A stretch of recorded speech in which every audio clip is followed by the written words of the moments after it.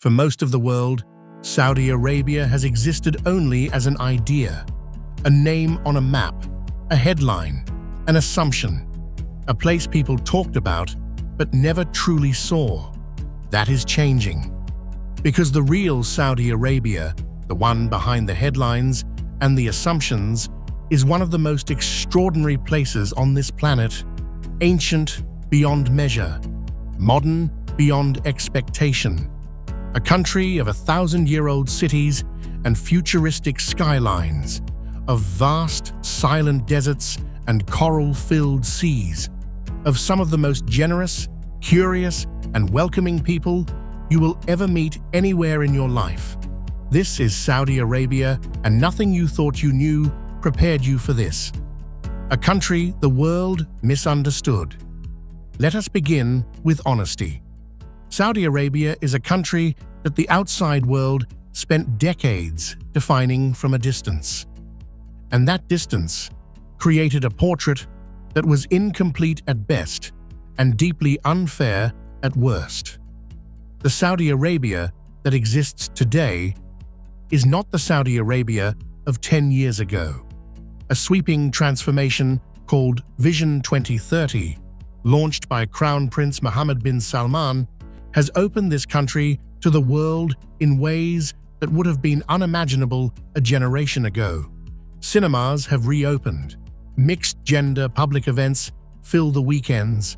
International music festivals draw hundreds of thousands of visitors.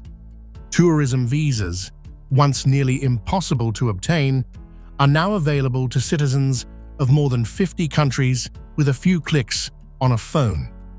But here is what the headlines about Vision 2030 often miss. The heart of Saudi Arabia was always extraordinary. The warmth was always there. The culture was always rich. The landscape was always breathtaking. What has changed is simply the door. It is open now, and what is waiting on the other side will genuinely surprise you.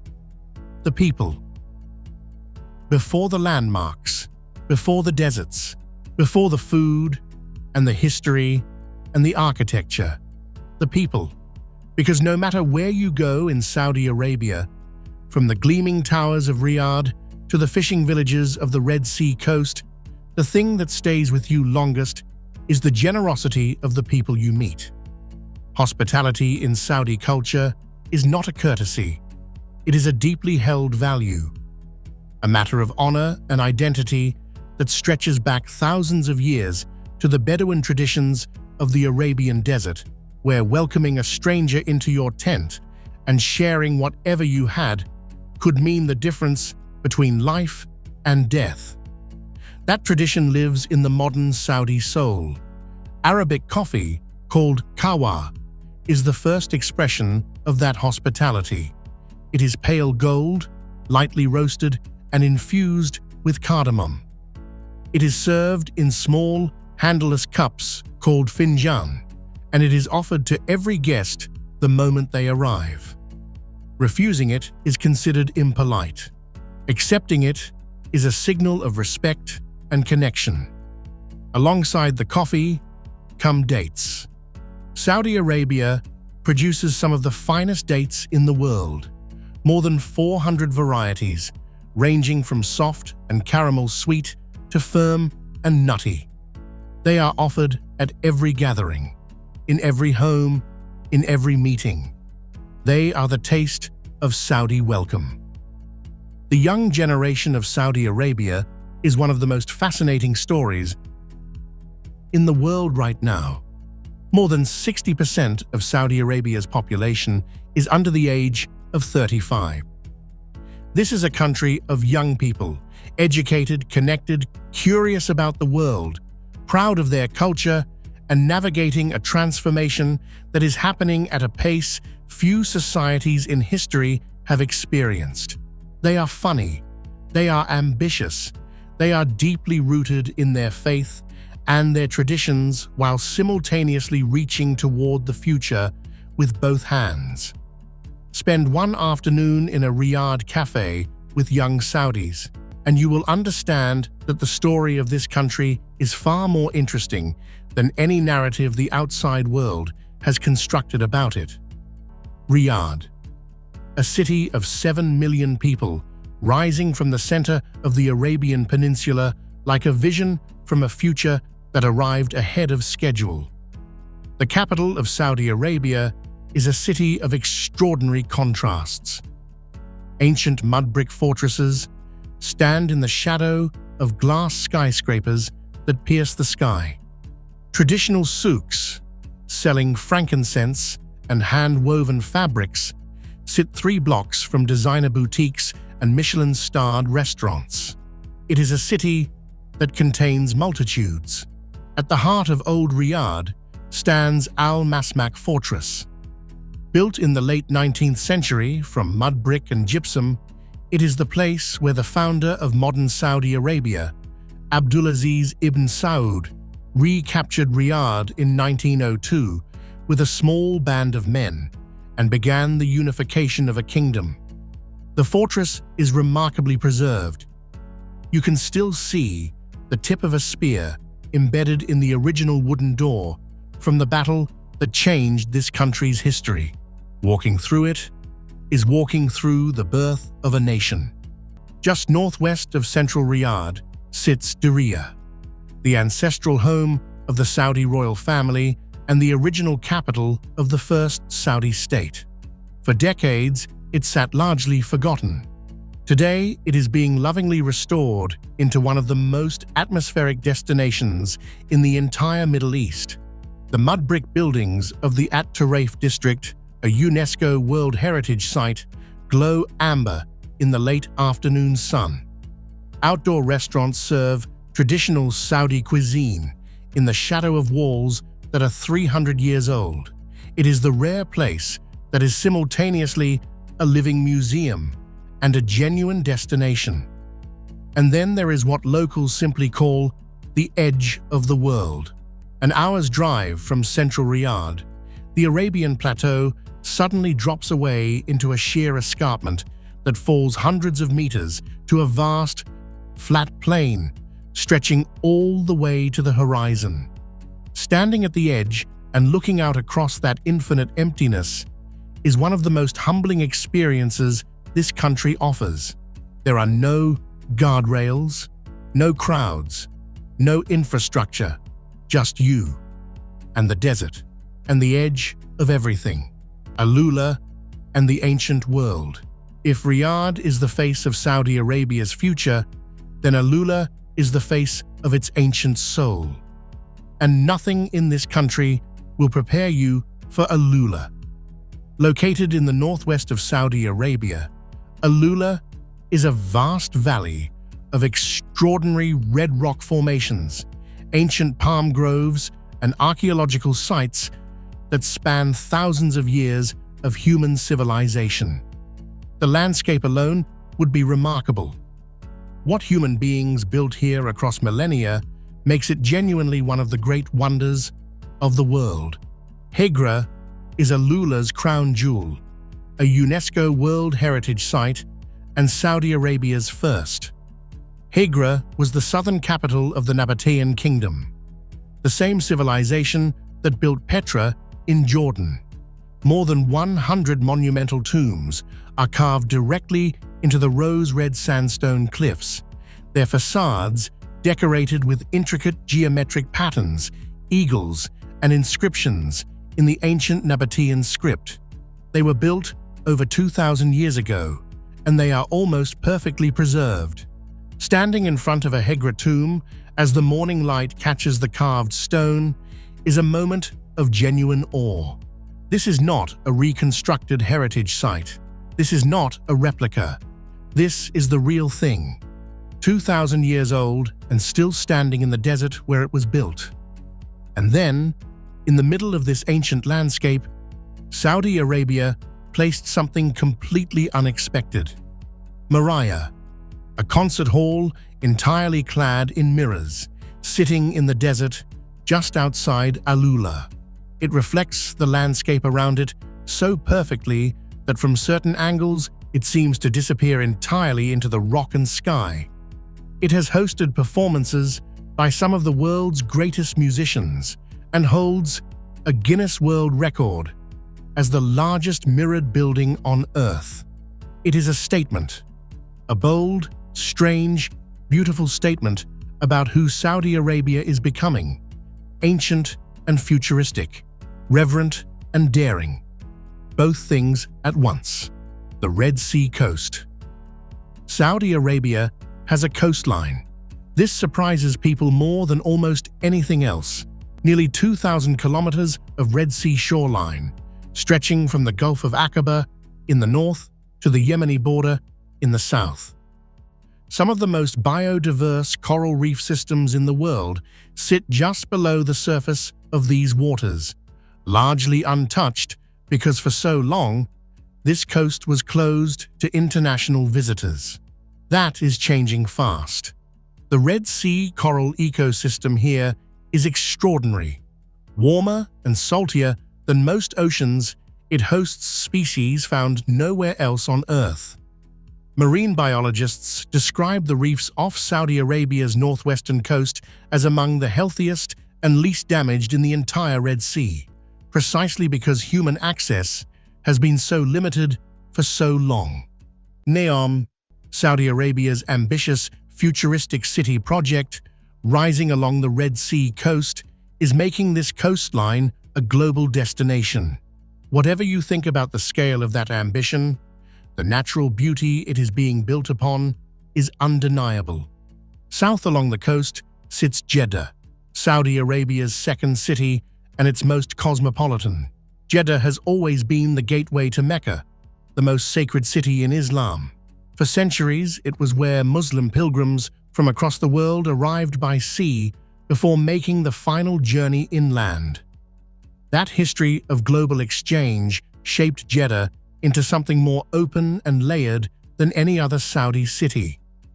The Al-Balad district is Jeddah's historic heart, a UNESCO World Heritage Site of coral stone buildings decorated with intricately carved wooden balconies called rawasheen. The colors are warm and faded. The alleyways smell of oud and sea air.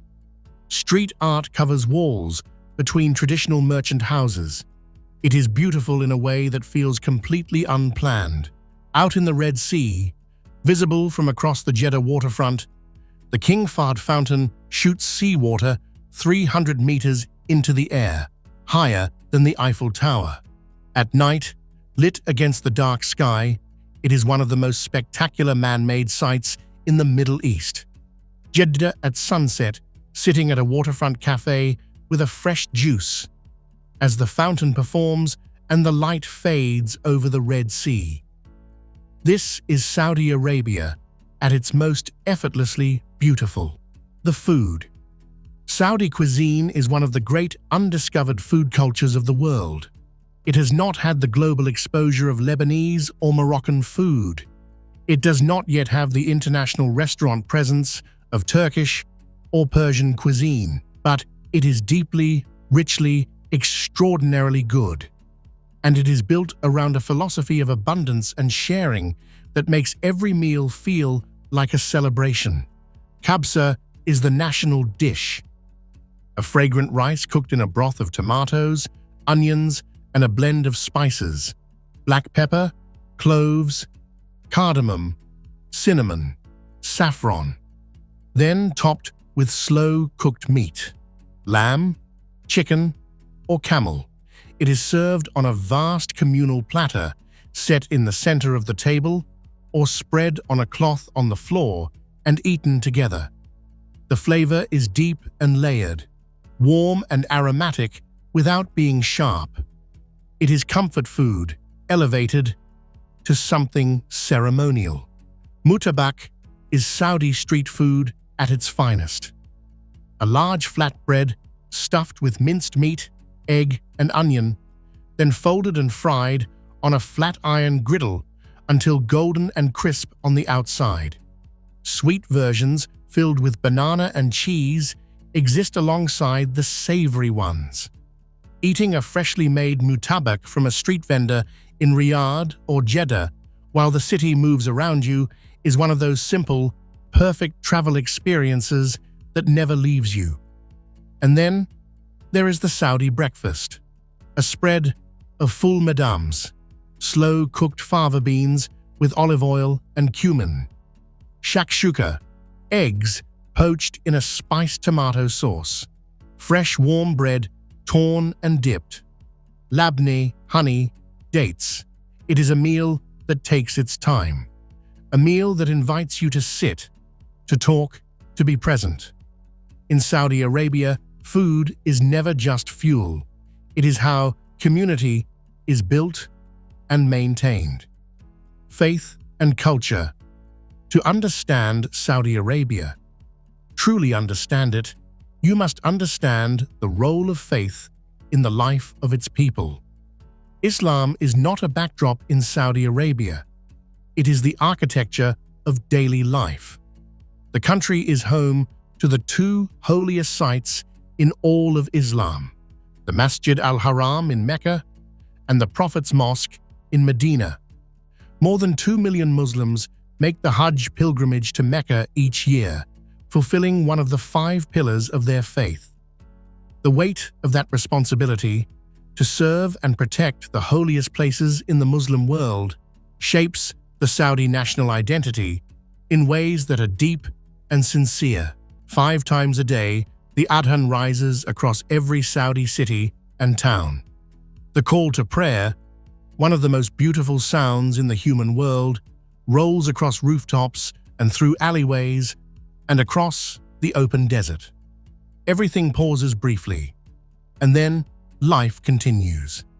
For the non-Muslim visitor, this rhythm is one of the most memorable and moving aspects of being in Saudi Arabia. There is something profoundly human about a society that still stops collectively to acknowledge something greater than itself. Saudi culture, outside of faith, is equally rich.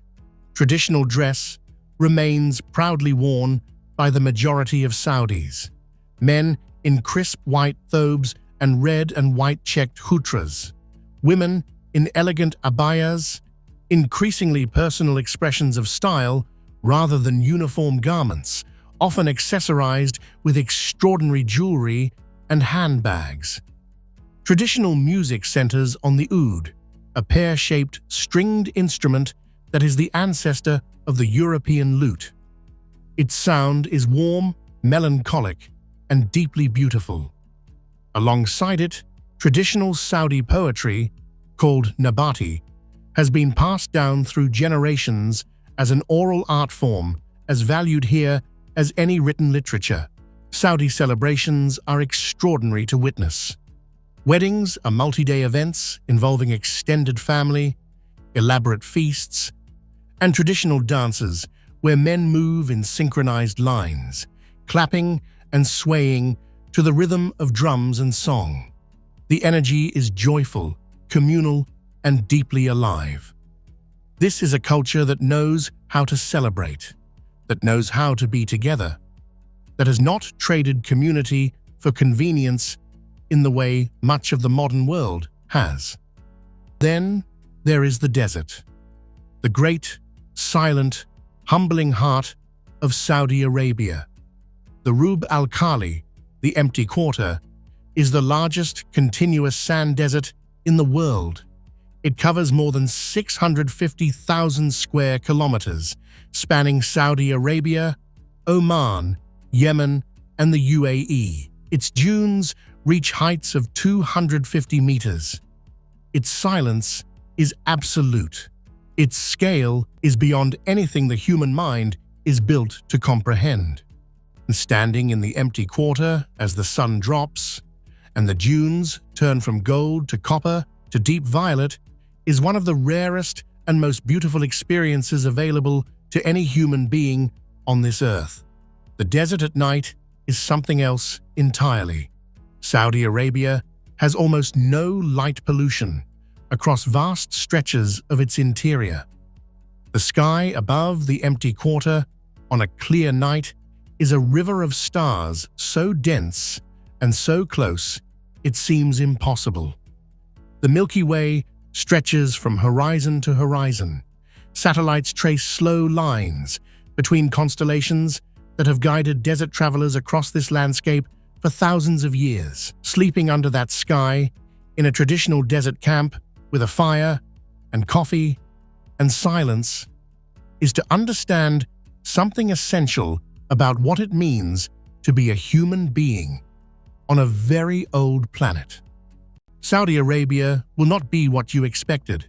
It will be more beautiful, more layered, more generous, more surprising, more human than the distance between you and this country ever allowed you to imagine. The story of Saudi Arabia right now is one of the most compelling stories in the world. A civilization that stretches back thousands of years.